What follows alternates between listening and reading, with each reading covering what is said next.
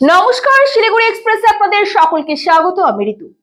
উত্তরবঙ্গ তথা দেশ বিদেশের বাছাই করা সেরা খবর নিয়ে শুরু করছি নিউজ এক্সপ্রেস।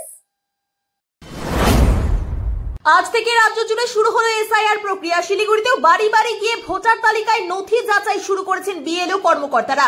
17 নম্বর ওয়ার্ডে নথি পরীক্ষার সময় কয়েকজন অভিযোগ করেন 2002 সালে ভোট দিলেও সেই তালিকায় তাদের নাম নেই। তবে কর্মকর্তারা জানান ভয় পাওয়ার কিছু নেই, সব অভিযোগ খতিয়ে দেখা হবে এবং প্রয়োজনীয় সংশোধন করা হবে।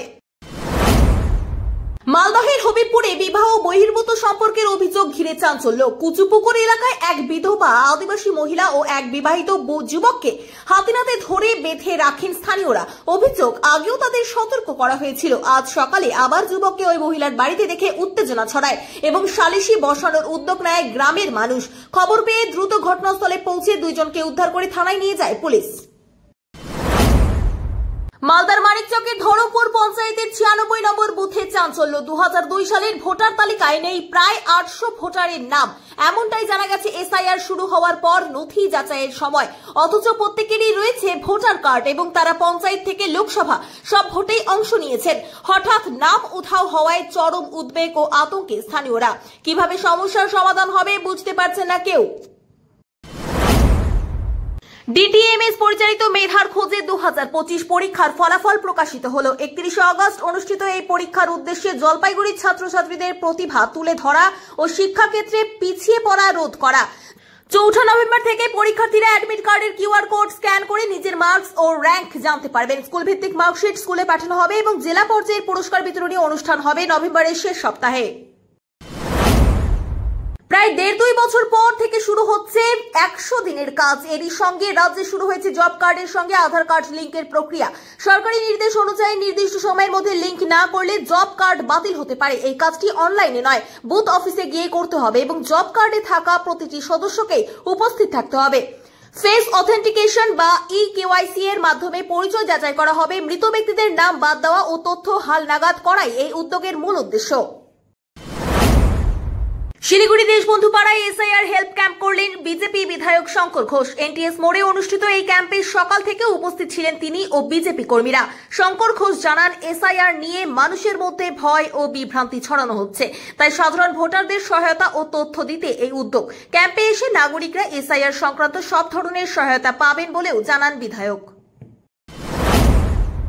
নকশালবাড়ি ব্লক কংগ্রেসের পক্ষ থেকে এসআইআর সহায়তা কেন্দ্র চালু করা হলো বাগডোগরা অঞ্চল কংগ্রেস কার্যালয়ে। আজ সাংবাদিক বৈঠকে ব্লক কংগ্রেসের সভাপতি অমিতাভ সরকার জানান, সকল ভোটাররা যাতে সুষ্ঠুভাবে এসআইআর প্রক্রিয়া করতে পারে সে কারণে এই ক্যাম্প। আগামী 1 মাস পর্যন্ত চলবে এই হেল্প ডেস্ক। ইসলামপুর বাস টার্মিনাসের কাছে নির্মীয়মান পৌরসভা ভবনের 2য় তলা থেকে এক অজ্ঞাত ব্যক্তির দেহ উদ্ধারকে ঘিরে চাঞ্চল্য।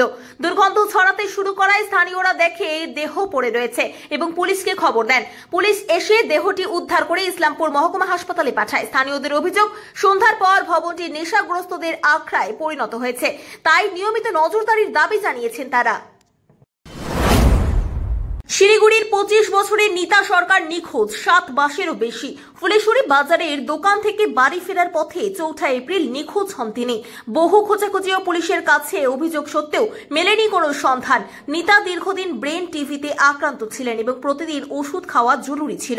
মেয়েকে ফিরে পেতে মরিয়া বাবা নির্মল সরকার জানিয়েছেন, যে কেউ নীতার খোঁজ দিতে পারলে তিনি 1 লক্ষ টাকা পুরস্কার দেবেন। অসহায় বাবার আবেদন, শুধু আমার মেয়েটাকে ফিরিয়ে দিন। বিশ্বজয়ী শিলিগুড়ি রিচা ঘোষের সাফল্যে আনন্দে মেতে উঠল শিলিগুড়ি নার্সিং ইনস্টিটিউটের পড়ুয়া সহ শিক্ষক ও কর্মীরা। মঙ্গলবার তারা তাদের ইনস্টিটিউটে কেক কেটে মিষ্টি বিতরণ করে দিনটি পালন করেন। এমনকি তারা একটি প্রতীকী বিশ্বকাপ বানিয়েও আনন্দে মেতে ওঠে। এই ছিল আজকের বাছাই করা সেরা খবর। আরো বিভিন্ন আপডেট পেতে চোখ রাখুন শিলিগুড়ি এক্সপ্রেসের পর্দায়। ধন্যবাদ।